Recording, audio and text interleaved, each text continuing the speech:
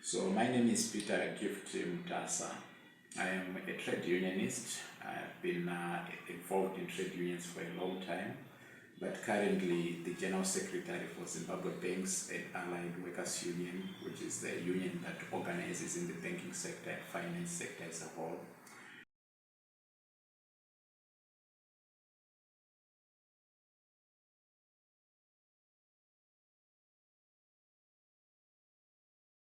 Who are non-governmental organizations, community-based organizations, students' movement, labor movements, and churches, and many other different organizations, environmental activists who are focused on democratization of Zimbabwe. We are fighting for democracy, we are fighting for good governance, and also equitable and egalitarian economic development. It must be a tough job to keep together 81 organizations. It is quite tough. The only consolation or advantage is that they are like-minded organizations that are focusing for the same objectives. But the main challenge is the economic crisis, political and social crisis. The environment that we are operating in is challenging for all organizations, whether business, whether trade unions, and for civil society organizations that are fighting for human rights, that are fighting for democracy, that are fighting for good lives for everyone. It becomes much difficult because we are perceived opponents of the ruling elites. Yeah.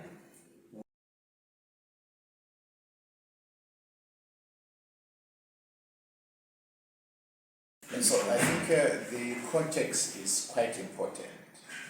So I'll start with the context in Zimbabwe. We've been having a series of crises for the past over 2 decades now. And recently, after 2017 military coup, the environment has even gotten worse.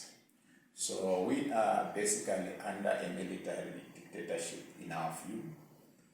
The constitution is suspended.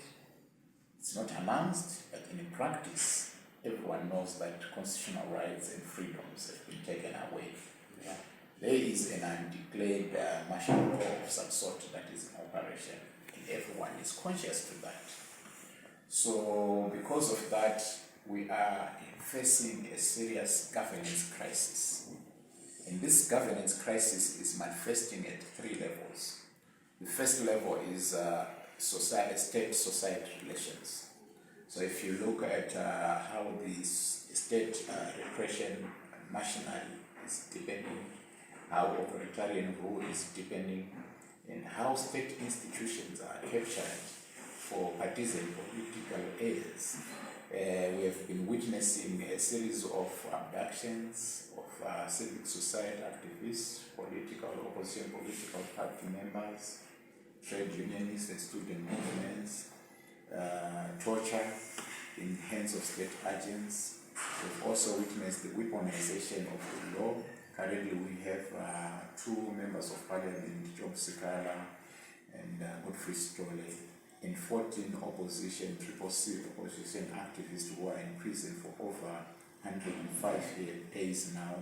We also have 2 prominent women, Sidangarem, a prominent author, an award-winning author, internationally recognized, who have been convicted, and Julia Barnes, who have been convicted last week for just holding placards and peacefully demonstrating for good governance, and they've been convicted.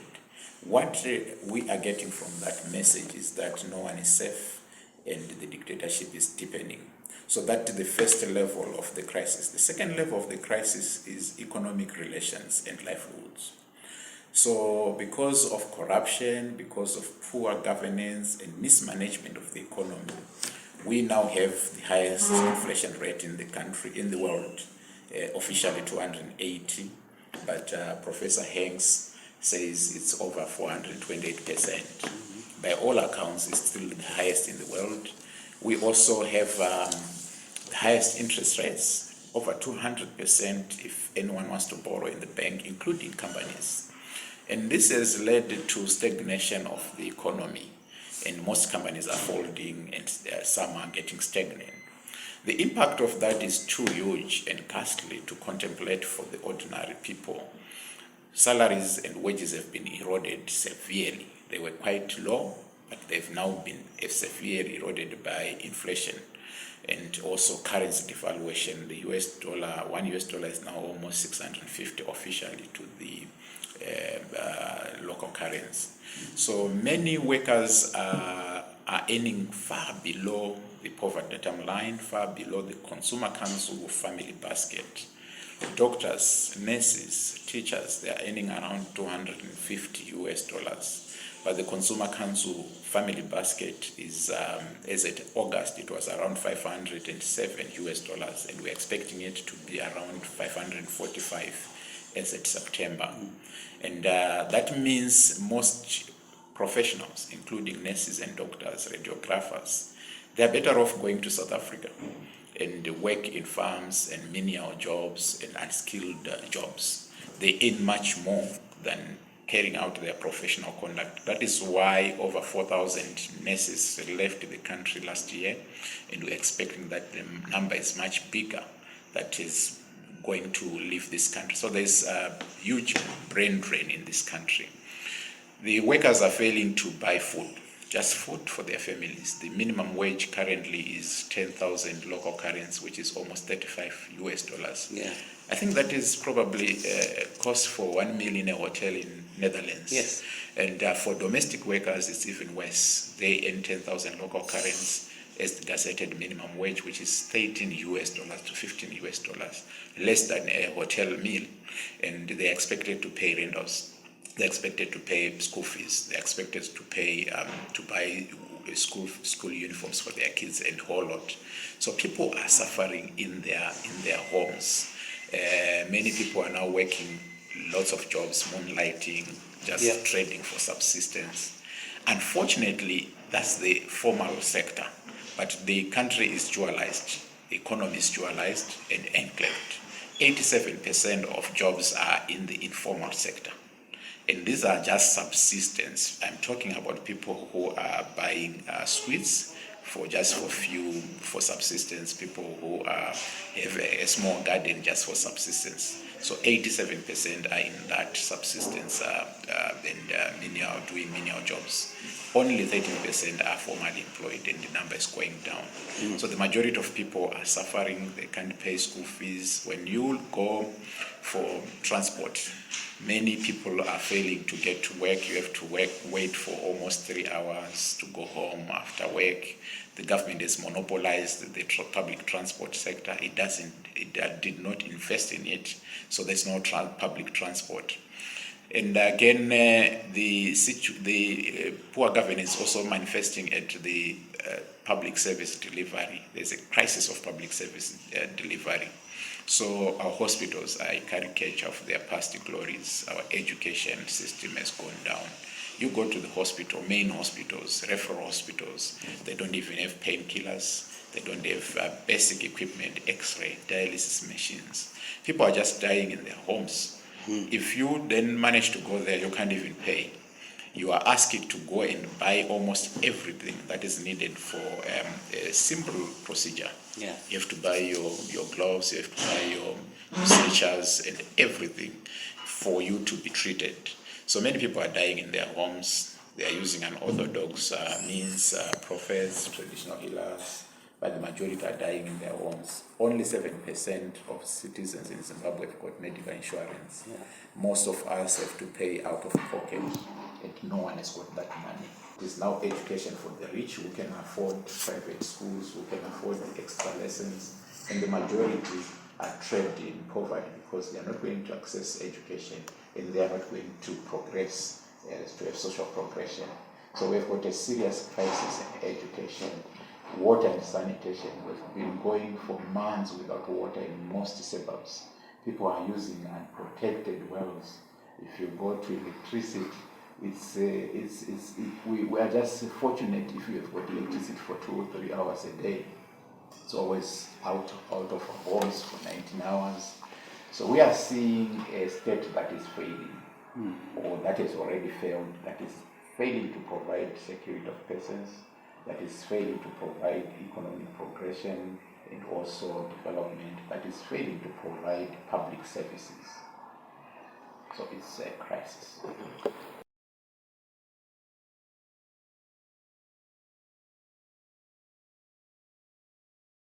I guess we have limited options.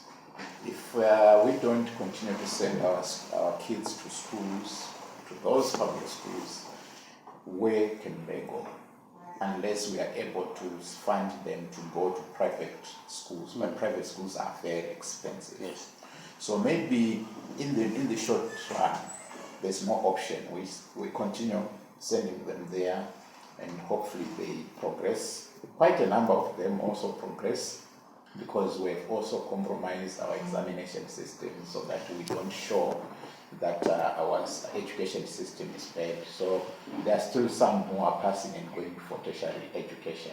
So my advice is they continue to send to promote and support that, so that we don't destroy the lives of those kids.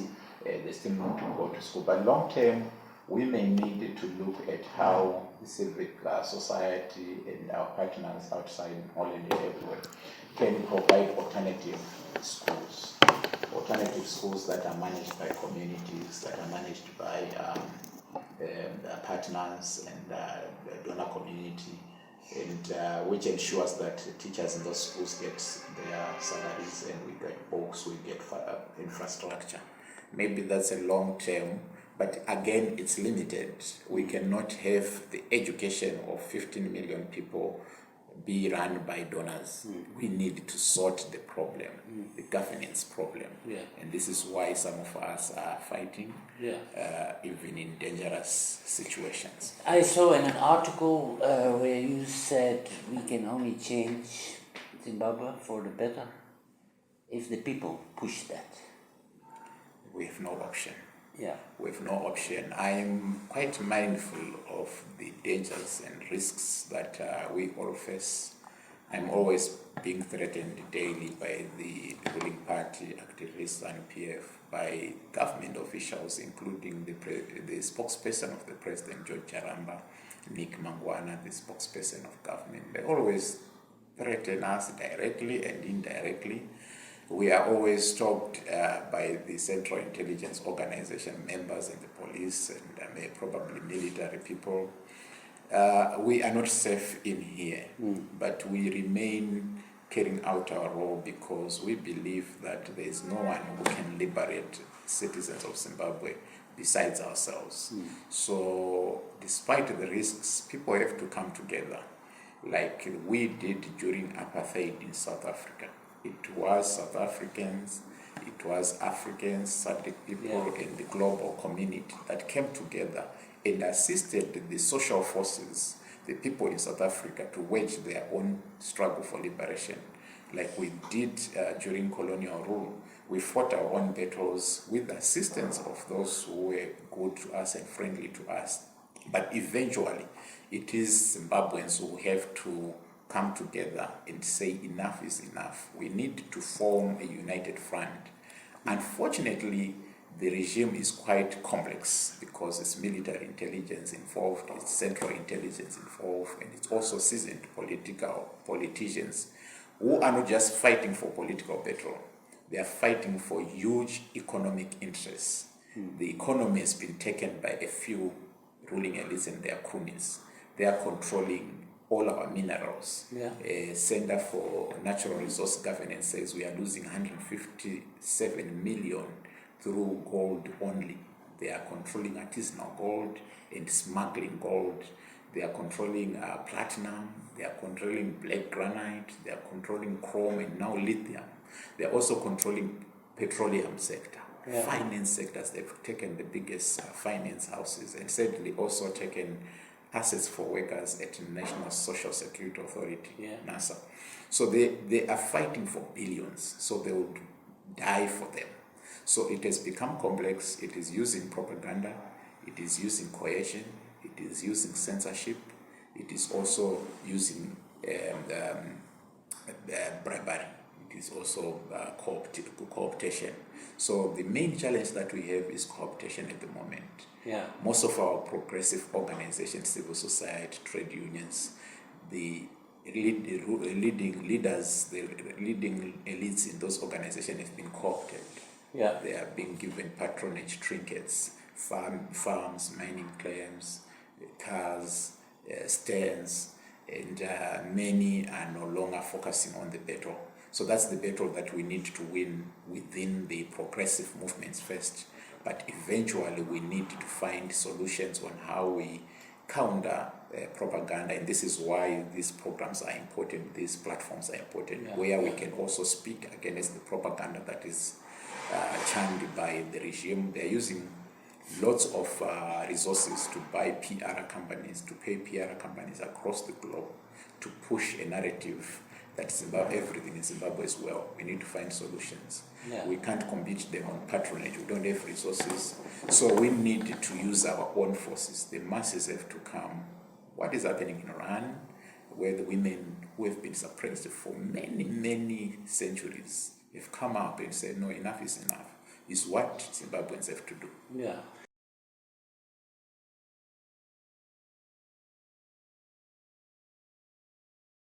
The regime is facing a do-or-die situation. They can't give up. They can't lose this election according to them. Yeah. They have to protect everything that they have. They've got more interests and fears. So already we have seen that political violence is heightening. So we need an urgent preventive diplomacy, probably using UN, using African Union, using SADC, to come to Zimbabwe urgently and prevent a nasty situation happening in 2023. On the ground, there have been no reforms. Nothing has changed. We see all the issues that were captured in the SADC election observer mission, Commonwealth mission, African Union mission, European Union mission. They're still there. The gaps are still there. The police is still partisan. Demonstrations, rallies of opposition are not allowed, of trade unions and civic society are not allowed. We still see a partisan traditional leadership that is being used as commissars of the ruling party, marshalling people, using food aid, for example, as a political tool. 61% of people are food insecure. Yeah. So they're using food aid, using the traditional leaders. If you don't belong to the ruling party, you are not going to vote. We still see a shambolic voters roll that is not even known by the citizens. And the ZEC, that is staff Zimbabwe Electoral Commission, which is supposed to be a constitutional independent commission that is staffed by ruling party kith and kings, and it cannot deliver free, fair, and credible elections. Yeah. We still have the state broadcaster that is shutting out everyone else and speaking as a mouthpiece of the ruling elite. The laws like Maintenance of Order and Peace Act still favors and is still controlled by the ruling party. We've seen new laws like the Private Voluntary Organization Bill that is mainly seeking to close down. I think Crisis in Zimbabwe Coalition may be closed if it passes. If they want to close down organizations that are fighting for democracy, organizations that are fighting for human rights and good governance. So the bill is simply going to ensure that the executive, the government, will be able to interfere with the operations administration of the private voluntary organizations. They can come and change your board. They can come and change your secretariat. They can come and close it. So by all accounts, everything is pointing to a very difficult 2023 elections. On top of that, they've destabilized the opposition. They took away its assets, took away its name and handed over to their puppets. Fortunately, it has resurrected in a new format, the Citizen Coalition for Change, but it is without finances. On the other end, the ruling elites are now controlling the whole economy. They are going to be fully funded. So it's going to be a nasty 2023 election. Some of our activists, some of us may be in prison without trial. Some may even be exiled. Some may unfortunately die because they are targeting all activists for different actions before 2023. Yeah. Now, I read yesterday in the paper that the youth is totally uninterested in the elections. They have been left out. Our party is trying to get youth back because youth is the future. Yeah, so for the youth, I think it's, I've been dealing with the youth in the unions. I'm now dealing with the youth in the civic spaces. It's a very difficult and complex situation.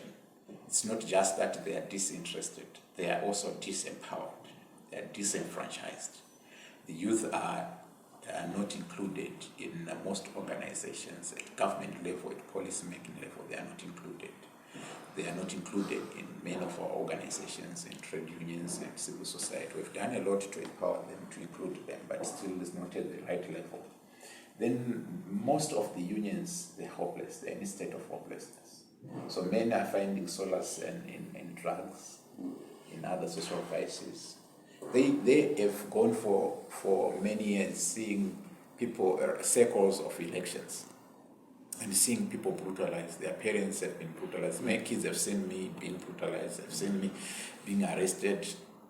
My kids have been attacked at home. My nephew was tortured, abducted and tortured. They've seen all these things happening, but they don't see the change. So they are in a state of hopelessness. They think elections do not matter. They are saying, give us something better than this 5-year cycle that only causes problem. Then the majority, another group of them, they are not homogeneous, they are quite diverse. Another group of them also are desperate for livelihoods, for economic livelihoods. They don't have time. They're focusing on survival. Some are orphaned. They have to be at their market stalls daily, fending, getting $1 for their meal. The next meal depending on what they've done. So they can't get time to go and queue for registering to vote. They have no time. They cannot be allowed to do so. So that's another group. Then the group that is eager to register and to vote, they try to go and register and vote. The Zimbabwe Electoral Commission they frustrate the voting system. They spend 4 or 5 hours in queue, and the youth do not want that. And on voting day, they know they're also going to be disenfranchised. And another group has gone out. Everyone who is in tertiary education, they are waiting for graduation to go outside the country. So the youth is disenfranchised, disempowered, hopelessness, and also disillusioned about the electoral processes. We need to do a lot. I've seen the opposition is trying to do a lot recently. I've seen also some programs within civil society and the trade unions and student movement trying to ask youth to register to vote. But the main thing is we need to make our electoral process have a meaning, not just for the youth, but for all of us. Currently, they do not have a meaning. Okay. The last point I want to make in platform Zimbabwe organizations work here. Some have asked, it's difficult to work without government approval. Yes. I'm myself involved in a Rotary project. It's quite big. It's very involving. It was delayed by months because we had to seek approval on all levels, district, even provincial. Finally, they got it. In Holland, they asked, should we work with government or not? Or is it unavoidable? You know, when you build a school or you do a project or whatever. It's a military state or a police state. So you can't do anything in this country without the police, without the military being involved and knowing. So eventually, every project has got, the state has got gatekeepers in every location, in every ward. So eventually they get to know, and you cannot possibly do such a big project without them, without the gatekeepers' involvement. We can say it's unavoidable. It's unavoidable, and it's also now going to be very difficult as we have two processes: one, the elections; two, the private voluntary organization bill. Yeah. I would suggest that for a bigger project, we need to see how the bill is going to be implemented and see how donors are going to be treated, how civil society organizations are going to be treated. So that is two stumbling blocks. But let us also engender a culture where we don't bribe our way through, especially for NGOs and international partners. The laws that we have are quite progressive. Let us also try and seek to utilize the law and building partnerships between the Holland NGOs and civil society in this country, and try to ensure that we do all our things along the law, through the law, and try to enforce our rights through the law, and not always rely on gatekeepers of the regime, and also rely on unofficial institutions. Because when we say government involvement, in most cases it's not official government departments, official government ministries. It's unofficial ruling party institutions, because there's conflation between ruling party and the government. So for Dutch and any other NGOs, we discourage falling into that trap of using unofficial state institutions. But let's use the law, let's use state institutions, let's use civil society that are recognized and organized. Okay, Peter, I cannot say you made my day, because your message has been very gloomy. We shall overcome, we shall overcome. Now that I really hope, and on behalf of Platform Zimbabwe, we want to give you encouragement. We admire your strength, and we hope you can continue with your work within the organizations you work with. Thanks again for your time, and we'll meet again. We hope in good health and a good night. Sure, thank you. It is always my pleasure, and I wish to thank you and the Platform Zimbabwe for always keeping an eye over us. I urge the civil society organizations in Holland to always put the Zimbabwean crisis on all platforms. At times, your solidarity saves us when we are imprisoned, when we are abducted and being tortured. When the citizens, global citizens, speak on our behalf, at times the regime moderates and saves us. Okay. Thank you. Thank you, Peter. All the best. Thank you. Thank you.